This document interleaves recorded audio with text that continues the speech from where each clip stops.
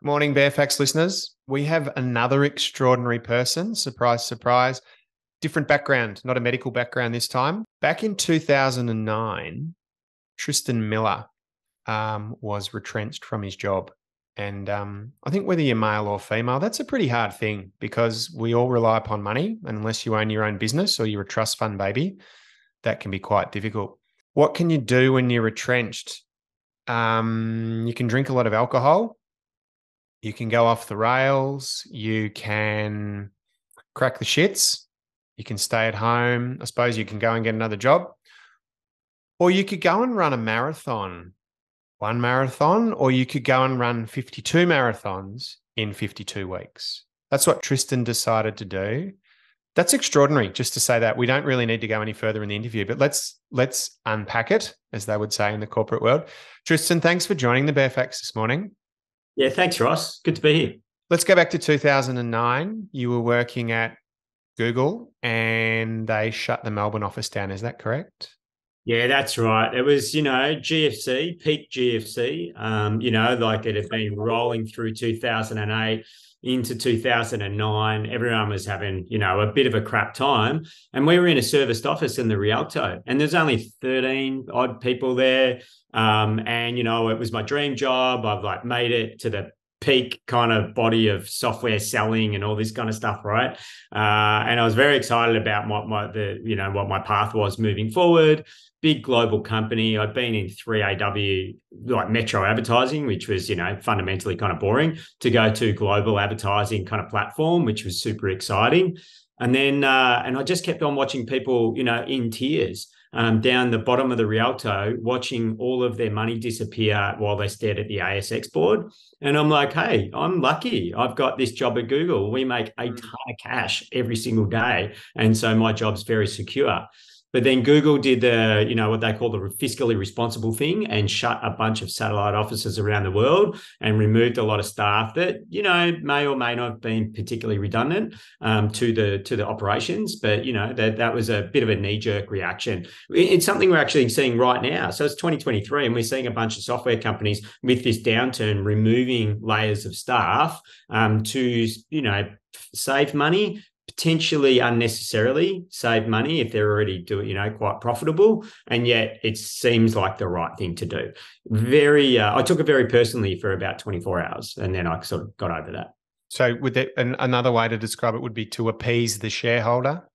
To a degree, yeah. No, I was a shareholder. I kept looking at it going, looks like we're doing pretty good. But yeah, no, I think that was the general idea, is to prop up the share value by showing the world that they were removing costs, and that they removed an office. I mean, they removed a number of offices all around the world. And that just brought down some of the costs of the business.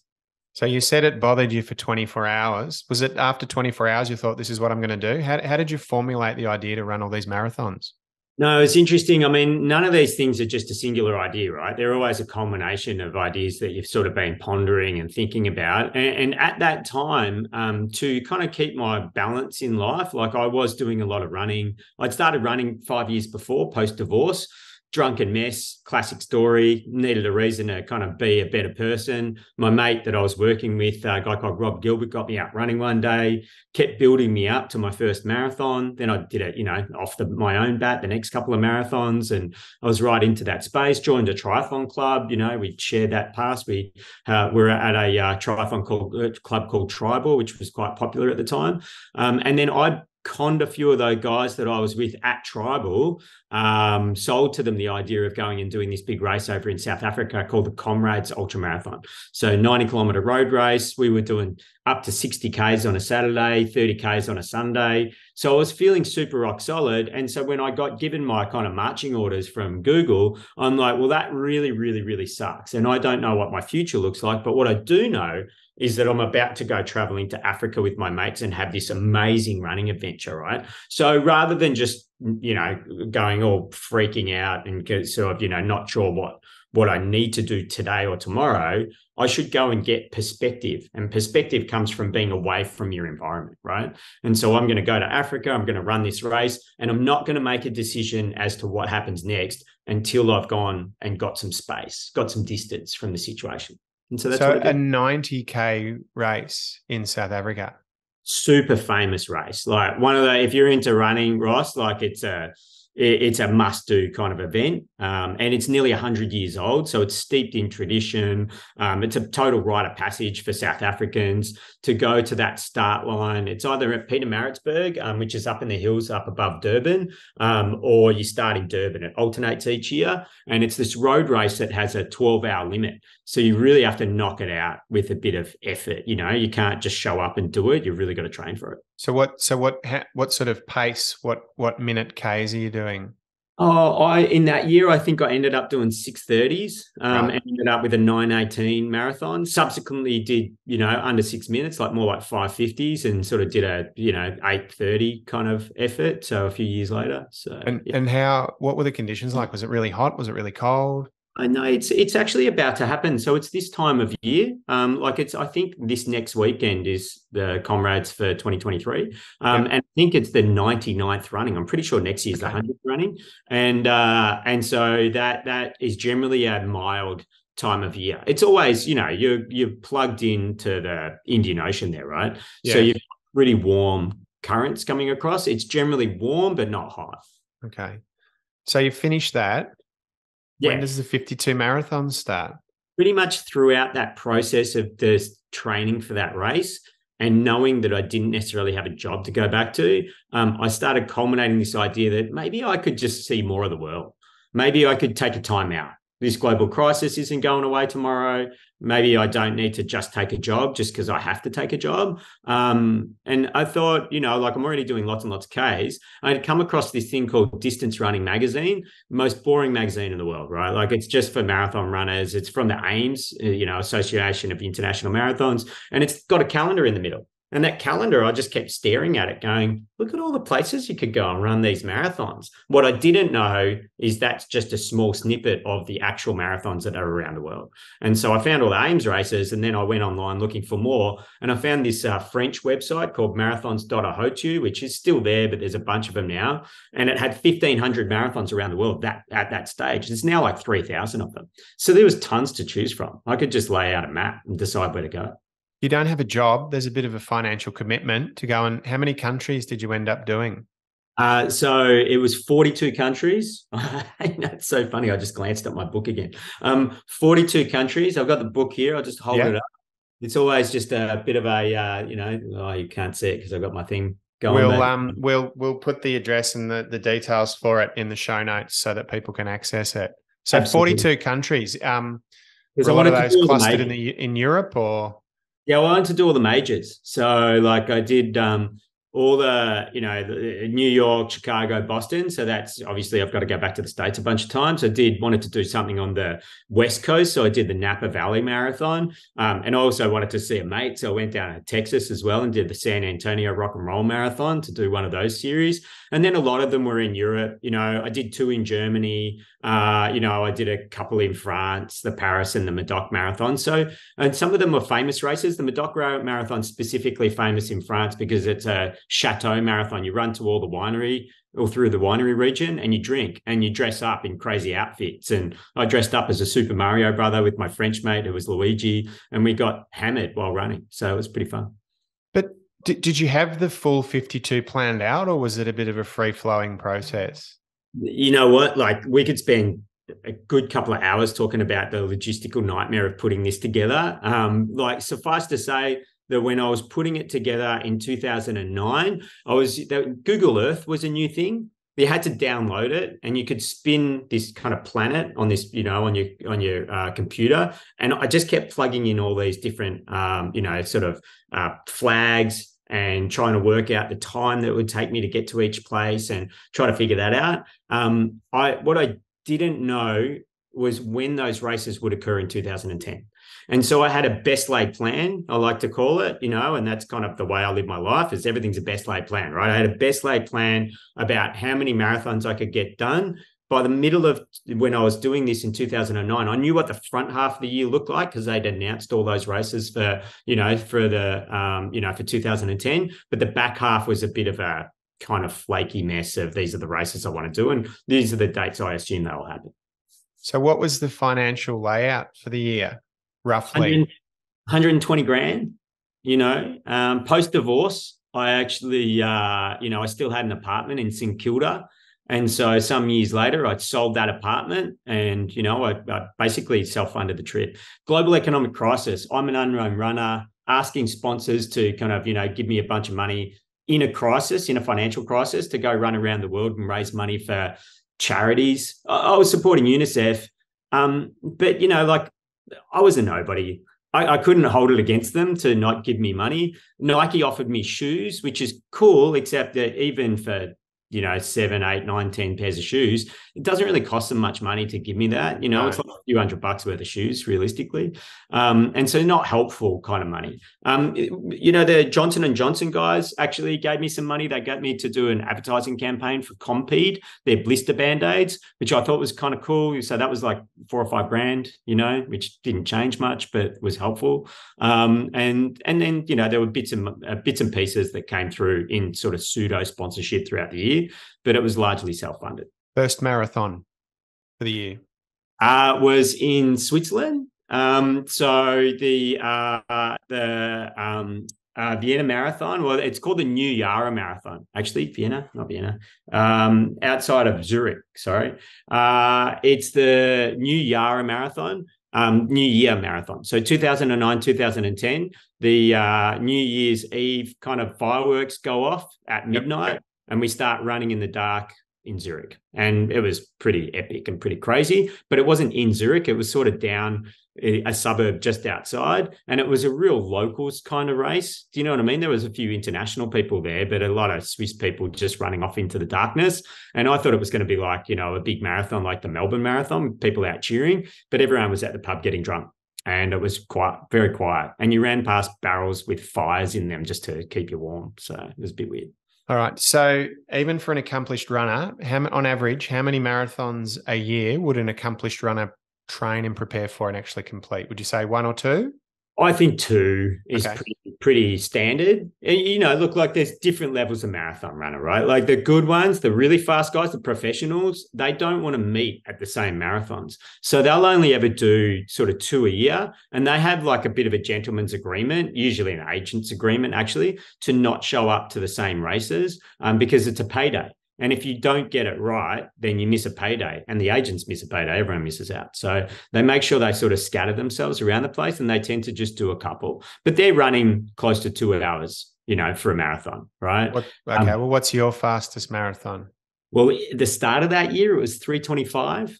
By the end of that year, my fastest was a 3:03. Yeah, Subsequently, so ran a 2:56, but yeah. For us mere mortals, that's fast. It's pretty. I've done 4 half marathons and I never managed to get under 2 hours. And I remember I used to look at the marathon runners in the Melbourne one where there were crossover points, thinking, oh no, absolutely not. So what was your mindset? How did you do it? Because you could have done like 30 and thought, 30 is pretty good. Yeah. How did you keep going for 52? Because weather, injuries, your mental strength, how did you keep yourself going for 52 weeks? It's a tough one, right? I'm a pretty I was going to use the term bullish. I have a logo for Run Like Crazy, which I got some running groups these days, and it's fun. It just keeps me connected to running, and it's got this bull logo. I'm probably just a little fixated on stuff sometimes. Do you know what I mean? Like I'm like, this has to happen. And if it doesn't happen, it's going to change the way I view myself. And probably by that stage of my life, there's some stuff that had to happen for me to kind of view myself in a positive way. I had to achieve this. I'd started to kind of fixate on how it was going to play out and what it was going to mean to me. And yet, once I got going, the reality of how hard that was kicked in by marathon 3 or 4. Do you know what I mean? I did 6 marathons in 6 countries in January. And then I'm like, I don't know how this is going to work. I started to get strains and, pain throughout my body that I didn't really anticipate. I was going to get sick, traveling around different countries, eating different food all the time, just on and off planes. You're just going to get sick. So how do you run a marathon while you're sick and not end up with a chest infection? Don't know. I had to accept that a lot of stuff, the worst kind of things was going to happen. And how would I respond to that? 50, like I put my marketing brain on at the start because I'm from that background, right? I'm like 52 marathons in 52 weeks sounds like something people could get behind. That was it. It wasn't like, 30 in 52 weeks. Well, that doesn't ring true, So why don't I just do it one a week for a year, different country for a year? If I have to move from each country per week, then I can't get comfortable and I can't just want to stay in one place, which is the obvious thing when you're traveling. Wow, this is a nice place. I just want to hang out here. Maybe I'll just stay here for 2 months, and then I'll go on to the next thing. No, I was like, no, everything's time boxed. I can only be here for 5 or 6 days. I need to get to the next place. Now I can look around. And actually, I've only got this many days. And so if I don't get off my ass and go and walk around this city or go and see more parts of this country, I may never come back here. And so I'm crazy if I just sit here in the hostel and try to recover. Go, go, go. And so my whole thing was just to keep moving. Every day had to be some part of that adventure. That was really, really intensely difficult to do because obviously the natural thing is to run a marathon and sit down and do nothing for a week, But instead I kept on doing the next thing, which was I did a 100K race in Mongolia. And so then I got on the train, the Trans-Siberian Railway, and went across to Moscow because I always wanted to do the Trans-Siberian Railway, right? And then there was a marathon in the middle in Siberia. And so, okay, I'm going to do the Siberian, marathon. That's cool. What a cool thing to do. What a great reason to be there. So I kind of worked it out like that. Unfortunately, anyone that eats in Mongolia gets sick in Mongolia. It's just like a golden rule of going to Mongolia. And so, I was sick as a dog by the time I got to the Siberian Marathon and really desperately, intensely wanted to not run. And yet, showed up at the start line, pushed my way through it, threw up in the race a couple of times, got to the other end, felt sad and lonely and wanted to just go to sleep and not wake up. Couldn't talk to anyone because no one speaks English in the middle of Siberia. Why would they? Why do they care? So stuff like that made it really difficult. But those lonely moments were probably the ones that are most vivid and most kind of impactful to me. Like was that your loneliest moment or your lowest moment in Mongolia? Yeah, not in Mongolia, in Siberia, sitting on a train. Sorry. Yeah. As it turns out, people like Westerners don't tend to go west on that train. They tend to go from Moscow and then go right across to the east to China, or right across to the eastern edge of Russia, and then head back again or fly back again or whatever. And so that was a very strange experience. I didn't meet really any foreigners. And so I was just sitting there by myself a lot. And I got really sad because I was just tired. I was halfway through my adventure by then. What did you weigh at the start of the year and what did you weigh at the end of the year? Good question. I don't get that much. I weighed probably 76-ish kilos at the start of the year. But I'd been going to the gym a lot. I thought if I had the strongest body I could possibly have, then I could at least whittle away at that body until it was just, I do a lot of push-ups and do a lot of that kind of core strength stuff while I was sitting in airports, etc. All things that you could do without weights, right? You just do movements and motions. Then I'll still stay strong, but, I'll have to keep my legs kind of safe. The problem was I had an adductor issue in 2009 that I didn't expect to get. And so I strained my adductor quite badly and I had some issues going into that year. So I was heavy and strong, but maybe didn't really have the leg strength that I anticipated. By the end of that year, after a lot of running and eating food on the road and not really eating the right food all the time, 64 kilos by the time I got to the back end of the year. So I weigh 76 right now, so it's pretty light. And you're not short, 64. No. Wow. Yeah, 176 centimeters, so kind of, 5'9" type of thing, 64 kilos. Yeah, I was pretty thin. But geez, I had some guns on me. I was picking up, I was constantly standing there with my 10 kilo because, you have that max 10 kilo backpack you take on the plane. I spent 2 weeks of my time, so out of 52 weeks, 2 weeks in transit in an airport. So nothing else combined, right? Like not going to the airport, not like, sort of leaving the airport, no other travel taken into account. For 2 weeks, I was sitting between flights. So just wasting time, right? And that was 3 hours here, 5 hours there, 8 hours. I just stand there with my backpack, just doing bicep curls, just more bicep curls. So I slowly built these guns up by the end of the year. So that was cool. How strong is your mind since you've done this? I mean, the reality is that people that do that kind of stuff switch a little. Like, so let's just assume you're going, it's just comfort zone, right? I took myself so far out of my comfort zone, not just physically, but mentally in those moments where I'm sitting there alone in a train station in Siberia and it's coming into night and I couldn't find a hostel. And so I'm just going to sit on that park bench and hope I don't get robbed. I'm not afraid to say that I was very scared and very alone and very kind of, murmuring to myself kind of stuff. So much so that the cleaners looked at me and just left me there because I was just clearly shitting myself. I shouldn't go outside and wander the streets, And so by the end of all of that, I'm like, yeah, I could do anything, like there's, someone said, hey, like we've got this idea. How about we just fly you to the moon and we'll put you in a spacesuit and you can run around it? What would you think about it? I'm like, oh, yeah, I could do that. Or you could, what if you wanted to just run across the North Pole and we drop some packages along the way and you just figure it out? Yeah, I could probably do that. Like stuff like that does not concern me in any way, shape or form anyway. The famous Joe Rogan talks about if you don't get your body moving, your body will attack your mind. Do you agree with that? I think so. I think, anyone that's sedentary for too long just starts to dismiss what they could be, what they could have been. So, my wife and I, yourself, like we all move, right? We move not because it feels good to move, because actually I never want to get up at 5 o'clock in the morning, want to get running. Like that's the last thing I actually want to do is get out of bed, but I do get up at 5 a.m. sort of every other morning, if not sort of 5 mornings a week. And I go for a ride or I go for a run or I go and do something. And if that meant, in lockdown, I was up just going for a walk, then I got up at 5 a.m. and I just went for a walk. That routine of doing that is what kept me totally sane through a period that really sucked. And so I do think, and for the few moments that I have done when I've been injured, when I've sat there and sort of not done enough stuff, I'd start to question my ability and who I've become. And I find that too confronting, actually. I don't like that version of myself. I'm scared of that version of myself. And so I run away from it, quite literally.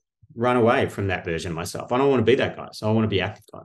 We can't actually rely upon motivation, can we? Because if we relied on just the days we were motivated, we have to do it every day, don't we? We have to be determined and use our grit, because you're not always, I think, again, to quote him again, Joe Rogan said for all the exercise and wellness he does, he only wants to do it 4 or 5 out of 10 times, but you have to do it that other 5 times, don't you, to keep yourself going? Yeah, I'd be less than that. Do you know what I mean? Wanting to do it. I mean, look, I literally created a running group to keep me accountable. So I have to show up to meet them, at least 3 times a week. So that's my Tuesday, Thursday and Saturday morning locked in. Yeah. I'm up. I'm there. If I'm the only one there, then that's also fine, because at least I got up, and so that accountability means a lot to me. And then I've got to be a bit more self-motivated. I'm not a solo athlete. Yep. I don't like running by myself. I don't like riding by myself. I want to do that with someone else, and that's my social time. And if that's my social time and I'm active at the same time, amazing. Yeah, there seems to be a movement towards that, doesn't there? Like socially, we've always gathered at a pub or at a bar or whatever. There seems to be a lot more socializing now, isn't there? Where it's either involved around a wellness activity or running or swimming or, I mean, during lockdown, swimming at Elwood Beach, it was like Burke Street. There were so many people. It was fantastic. Yeah. And look, you've got a tougher mindset than me. I do not like getting in the water when it's super cold and going for a swim. I think that's amazing. Do you know what I mean? Yeah. Well, it's each to their own, isn't it? Yeah. I mean, I struggle to drive 42 Ks. I don't want to run 42 Ks. But yeah, we all find the thing that kind of connects us in our mentality. And I think that's a beautiful thing. Like, how good is it we have so much of that on our doorstep to take advantage of? In our current society, we have tablets, iPhones, laptops, Netflix, Prime, Stan, Binge, quick dopamine fixes, yeah? Would you agree that a dopamine fix that you've achieved or had to work for is far more productive than these other things? I mean, yeah, absolutely, naturally. I guess I'm automatically thinking about my kids and the fact that they kind of attach themselves to these devices. And if I'm honest, I probably facilitate that too easily and too often. But at the same time, we've got to model the behavior we want our children to take on, right? And so if I project forward, not for myself anymore, because I'm 46, I'm not getting faster or stronger or smarter or anything, right? I'm trying to iterate, I'm trying to do some other cool stuff in life, but I project for my children what I want them to become, or at least their mindset that I want them to have, that everything's kind of a little bit hard and you have to work for it. And that's a direct take from Joe Rogan et al., that whole space, right? Yeah. Do the work. You have to do the work to get an outcome. And when you're picking up an iPad or you're playing Nintendo, you're not working on anything. You're not working on anything good in your life, right? You're literally watching a YouTube video, watching some other kid do something cool. And these kids are like, oh, that's great. I'm being entertained. Well, if I'm honest, that's probably when I watch TV and I watch a documentary of someone else doing something cool, I'm entertained. That's not good enough for me. You also need to go and do the work and either emulate that amazing person and what they did, or go and find your own adventure, and find out how you could achieve that thing too and go and participate. So you're constantly doing the work or having a reason to do the work. Like I can't go through a year and not have 3 or 4 races either slated or locked in because I paid for them. And therefore, I got to do the work because I'm going to have to show up, and I don't want that experience to suck. And therefore, I need to do the work. And that's okay. That's enough. That keeps me getting out of bed. So it's good. You've done a lot of presentations for corporates and a lot of public speaking. Yeah, just did one on Friday night. I hadn't done one for a while. It's just at the RACV club, pumping out the story. Everyone seemed pretty rapt, so it was good. Can you give us 3 key messages for your approach to life? And regardless of the shitty situation you're presented with, what are 3 key messages or 3 things that you live by that people can, if they stick their head down, put their bum up and have a crack, what can they do? Ooh, good question. So I do 2 different types of talks. I do talks for kids, a lot of school talks. I do probably still, 10 to 12 of those a year, which is really good. A lot of them are repeats. And I'll probably do 4 or 5 corporates. I probably don't do more than that anymore. I used to do 50 a year, but that's where I'm at. And if I boil it down to the ones that really, I think, get traction, for the kids, it's like you're trying so hard to be like everyone else for now that you haven't recognized what's interesting about you. And if that means that there's something out there that you could find deep in yourself that inspires you, that you aspire to be, then that's the path that you need to take, no matter what everyone else tells you is not possible. Right? Because automatically people tell you possibility based on the assumptions that they've made in their life or what they've been told, right? And so anything good in life, there's generally not a blueprint for it. It's not a map. It's like if there's a map for it, everyone's doing it. It's boring, right? So if you haven't done something before and you can't find out how to do it, it's okay to just create your own path. It's okay. Like, it doesn't have to be perfect. You're going to screw it up a whole bunch of times anyway, but at least you're heading in the right direction of the person you want to become. So that's kind of my story there for those guys. It's like, don't let everyone tell you it's not possible. Like, it's wholly possible. Just don't assume you can do it tomorrow. Like, you got to work on that, right? And then, for the more general sort of public, people trying to sort of rebuild or find themselves again, it's like, it doesn't matter what you do. It doesn't have to be running or cycling or anything like that. As long as you're active, moving, taking a walk on a regular basis, doing stuff where you're keeping your health in check, then you're also modeling for yourself and your family and your workmates the type of people that they could become, right? And there's something really inspirational and aspirational about that. Like, why would you be the person just looking at your mate across the desk who walks every day and not go, hey, can I come for a walk with you? Why would you be, watching like the friends around you who are healthy and happy and not do something that makes you healthy and happy? And God, you could just pick up a guitar and start to learn it. That might be the thing that starts you doing something that iterates your brain. Do you know what I mean? And then goes, I haven't been doing this stuff. I always thought maybe I could play the guitar. I started doing YouTube lessons, and then I took that to a teacher and the teachers taught me the rest. Like, nothing's stopping us from doing this stuff. The only thing that's stopping us is us assuming we're too old or too kind of done to achieve something new. And I find that horrendously frustrating. Like, did you just give up on life? What the hell is wrong with you? Do you know what I mean? Like, did you just decide the version of you that you are now is the only version of you that exists? That's just fucking insane. Do you know what I mean? Like, how can you not want to be a better version of you every day for the rest of your life? Well, at what stage do you decide, well, I just gave up on life, and so I'm just waiting to die now? Like I don't say this in the talk, but fuck that. Like, that's not cool. That's not your future. And if you're doing that, you've just told your kids there's a limit on their growth. Don't do that. Don't ever limit yourself, because you limit everyone else around you, and that's crap. And have you got a third one for us, please, Tristan? Oh man, I think I just did my my top two. No, just have fun. Like, I think having fun in life, like being outside and being social and being connected, is a beautiful thing, right? And if anything, like, I don't know about you, Ross. Like, I don't talk to my wife about all my problems. Do you know what I mean? Like, I tell her how I'm feeling, but I probably don't have the space here with the kids and with everything else to load her with how I feel. I utilize my friends for that. And so actually, as a guy, as a male, and maybe this is very skewed to males, we're not very good at sharing our feelings with each other when we're facing each other and having a coffee and having a beer.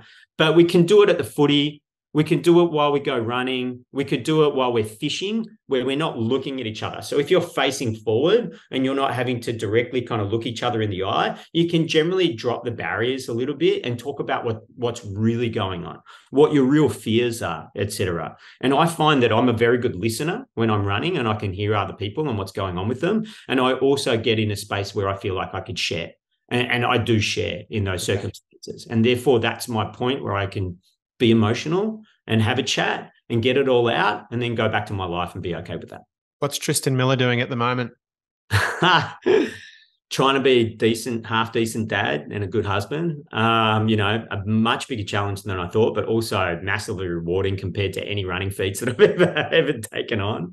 I am doing the Gold Coast Marathon in a few weeks' time, and so I'm rebuilding my body through injuries and everything. I've got that osteitis pubis, whatever the football players get. So I managed to run a marathon, the Canberra Marathon, last year, 2 weeks after having COVID. And so I tore up some stuff in my guts, and I haven't quite repaired myself. I'm still going to do the Gold Coast Marathon, aim for 3:15. I'm going to then go on and do the Berlin Marathon later in the year, and hopefully get closer to 3 hours. And then I'm doing the Kosciuszko 100K race, because I've never been to Mount Kosciuszko, and they've got that UT kind of ultra trail series that they do around Kosciuszko now, and I'm doing the 100K. So I'm excited about that. And what about business-wise, career-wise? What's happening at the moment for Tristan Miller? Wow, it's great. I really don't talk about this that much, except in professional circles. But I just left 5 years at Shopify, which was a massive winner in the software space. It's an e-commerce platform that people build their sites on. I did that for the last 5 years, and 3 months ago, I jumped on to another rocket ship. Effectively, it's a company called Cover Genius, and basically we are the technology that connects in insurance to various kind of e-commerce sites. And so, like booking.com, Skyscanner, Ryanair, in the travel space, Ticketmaster as well, all of those businesses utilize our tech to plug in insurance products. And so if you go and buy like a flight or a luxury escapes package, and you go through and you go, yes, I want that package, but you know what? I just want to insure it because I don't know what's going to happen. Then we connect in the correct insurer to the market that you're in, whether it's Australia or the US or the UK or something like that. And so it's actually an Aussie grown business that now has US headquarters, and they're going absolutely gangbusters. So I'm really proud to be. That's fantastic. Yeah, it's really cool. Tristan, where can people look up and find more about you? I'll put it in the show notes, but could you just make a mention now? What's your Instagram site and any other links that you'd like to mention for us, please? Yeah, I'm pretty easy to find. Like, look me up either professionally or personally, like _run_like_crazy is the Instagram link to our group. And we share a lot of running sessions, by the way. Every out of the day, actually, we share a running session that we're doing as a broader group. There's 3 groups in Melbourne for Run Like Crazy. There's one in Brunswick, there's one in Elwood, and there's one in South Yarra. So that's easy to come and find us and run with us. And then personally, just look me up as Tristan Miller. There's not too many Tristans in the world. So pretty easy to find in LinkedIn, pretty easy to find on Facebook or anywhere else. And I welcome a chat about running, about life, about all that kind of stuff. Like, I'm very kind of connected in that way. And you can find my book online too, obviously. Amazon, Run Like Crazy, Tristan Miller. And if people are interested in hearing more about your story, are you still available for corporate functions? Yeah. Thanks. I do them, semi-regularly. I love doing corporate functions. You can find me at a bunch of speaker bureaus, or you can just hit me up directly and we can have a discussion about it. But yeah, I enjoy doing it. I enjoy telling my story, as you can hear the passion come out in this conversation. Tristan, thank you for your time this morning. I know you have to get to a physio appointment to get that well-matured body into shape and running force. You are an extraordinary person, and what you did over that year, it's amazing. It's absolutely amazing. And we thank you for your time and your enthusiasm this morning. It's been fantastic. Good on you, Ross. Thanks for having me. Thanks.